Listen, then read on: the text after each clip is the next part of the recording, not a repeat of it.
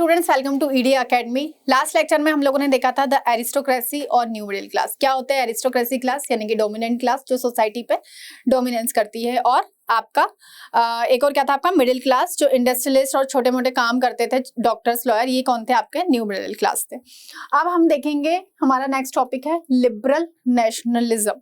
Nationalism याद करो, nationalism का मतलब क्या होता है। लिबरल का मतलब होता है आपका फ्री होना। तो लिबरल नेशनलिज्म क्या था, ये देखो जो डेफिनेशन है ना, ये पूछी जाती है, शॉर्ट नोट भी पूछे जाते हैं इन पे। लिबरल नेशनलिज्म क्या होता है, what is political liberalism, economic liberalism, और इससे आपको पता है पूरा क्लियर हो जाएगा। अगर एक साथ हम लोग ज्यादा चीजें पढ़ेंगे तो ऑलरेडी चैप्टर क्या है, लेंथी भी, कंफ्यूजिंग भी, तो आप कंफ्यूज हो जाओगे। इसलिए हम लोग इसको छोटे छोटे पार्ट्स में और अलग अलग पार्ट्स में पढ़ रहे हैं। तो अब देखते हैं कि लिबरल नेशनलिज्म क्या होता है। The term liberalism derived from the Latin root liber। तो लैटिन वर्ड से मिल बना है ये लिबर। लिबर का मतलब होता है फ्री, ठीक है। बताया था मैंने, फ्रीडम, ओवरऑल फ्रीडम की बात करते हैं जब हम फ्रीडम वर्ड यूज करते हैं पर्टिकुलर किसी पर्सन की, तो हम उसको लिबर्टी या लिबर वर्ड से यूज करते हैं। Liberalism emphasise on individual freedom and equality before law. बहुत आसान वर्ड में लिखा गया है। लिबरलिज्म क्या एम्फसाइज करता है, इंडिविजुअल की फ्रीडम, मतलब कि प्रत्येक इंसान को फ्रीडम मिलनी चाहिए, and equality before law. Law ही सबसे बड़ा है और इक्वलिटी सबके लिए, सब लोग क्या है, इक्वल है, कोई भी बड़ा कोई भी छोटा नहीं है। तो ये क्या है आपका लिबरल नेशनलिज्म। देन आगे अब यहाँ पर आपको देखो, ये जो आपको दिख रहा है ये पूरा तराजू इक्वल दिख रहा है, मतलब इक्वलिटी। तो लिबरल नेशनलिज्म का मतलब इक्वलिटी और इंडिविजुअल की फ्रीडम। देन सोशल लिबरलिज्म क्या होता है। सोशल यानी हम बोलते हैं सोसाइटी, समाज जो हमारा होता है।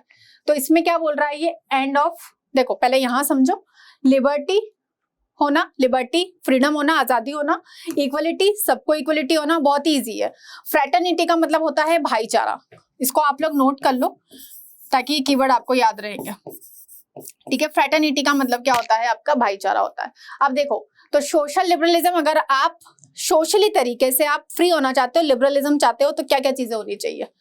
एंड ऑफ ऑटोक्रेसी, ठीक है। ऑटोक्रेसी क्लास मतलब कि जिनने ऑटोनोमस रूलर हुआ करते थे, कि जिनका खुद का एक अपना रूलर होता, मतलब वो दूसरों पे रूल करता था, या ऑटोक्रेसी ये जैसे डोमिनेंस क्लास थी, तो इसका एंड होना चाहिए। End of clerical privilege.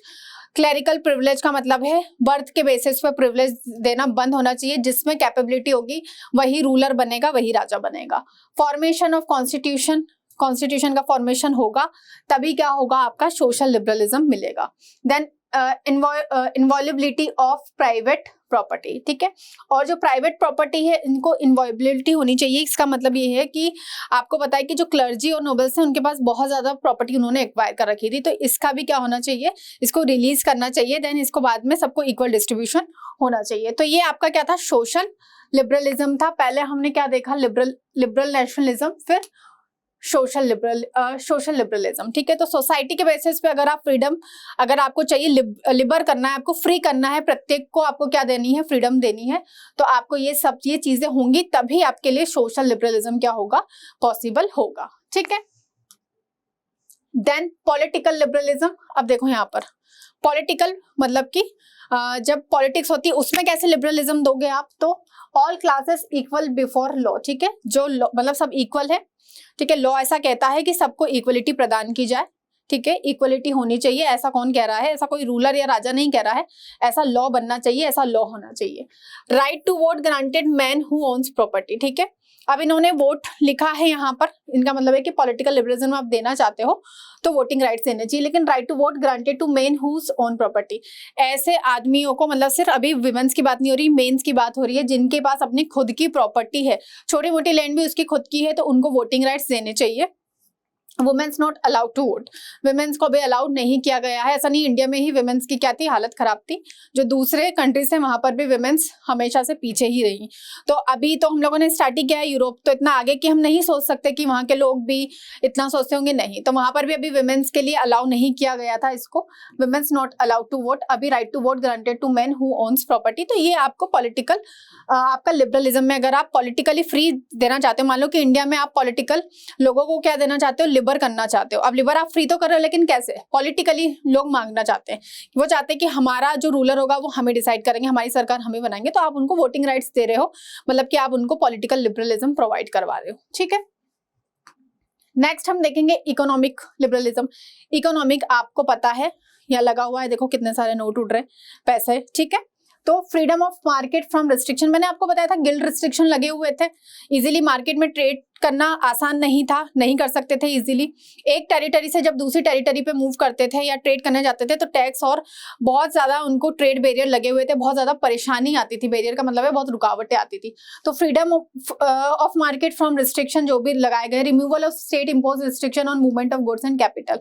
Goods का मतलब होता है सामान, और कैपिटल जब भी आप बिजनेस में पैसा लगाते हो तब उसको क्या बोलते हैं, हम उसको कैपिटल बोलते हैं। तो removal of state impose restriction, तो रिमूव करना स्टेट इम्पोज रिस्ट्रिक्शन, जितने भी स्टेट पे रिस्ट्रिक्शन लगे हुए थे। मान लो कि सपोज गुजरात ने अपना एक रिस्ट्रिक्शन लगा के रखा कि नहीं, मैं इतनी इजीली अलाउ नहीं करूंगा कि दूसरे स्टेट के लोग यहाँ पर अपना सामान आके लाके बेचे, ठीक है। तो ऐसे अपने अपने स्टेट ने यहाँ पर यूरोप में भी लगा रखे थे, तो उसको रिमूव किया जाए। Custom union were formed at the initiative of Prussia and joined by 39 German state. एक कस्टम यूनियन बना, एक ऑर्गेनाइजेशन बना जिसका नाम था ज़ोल्वेरियन। अभी आगे पढ़ेंगे हम लोग कि क्या था Zollverein. To at the initiative of Prussia, Prussia के इनिशिएटिव से, प्रूशिया याद है, प्रूशिया रशिया, तो प्रूशिया भी एक टेरिटरी था। And joined by 39 German state, इसको जर्मनी के 39 स्टेट, मैंने क्या बताया था कि छोटी छोटी कंट्री बहुत सारे पार्ट्स में डिवाइडेड थी। तो जर्मनी अब देखो 39 पार्ट्स में, मतलब इतने ज्यादा उसमें अलग अलग पार्ट्स स्टेट थे छोटे से कंट्री में, कि उन्होंने इसको ज्वाइन किया। Railway started for free movement of capital, railway को स्टार्ट किया गया ताकि लोग फ्रीली क्या कर पाए, मूव कर पाए, और अपने गुड्स लोग भी, और अपने गुड्स मतलब कि अपने सामान को भी क्या कर पाए, वो सेल कर पाए, ठीक है। तो ये आपका इकोनॉमिक लिबरलिज्म था। नेक्स्ट क्लास में हम लोग बात करेंगे ज़ोल्वेरियन के बारे में। ज़ोल्वेरियन बहुत इंपॉर्टेंट टॉपिक है, एक कस्टम यूनियन था, उसको फॉर्म किया गया था इनिशिएटिव ऑफ प्रूशिया, ठीक है। क्या था कंप्लीट डिटेल में बात करेंगे नेक्स्ट पार्ट में।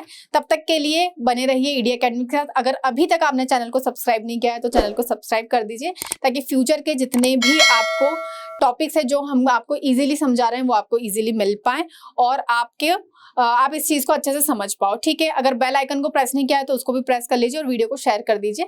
Thank you for watching.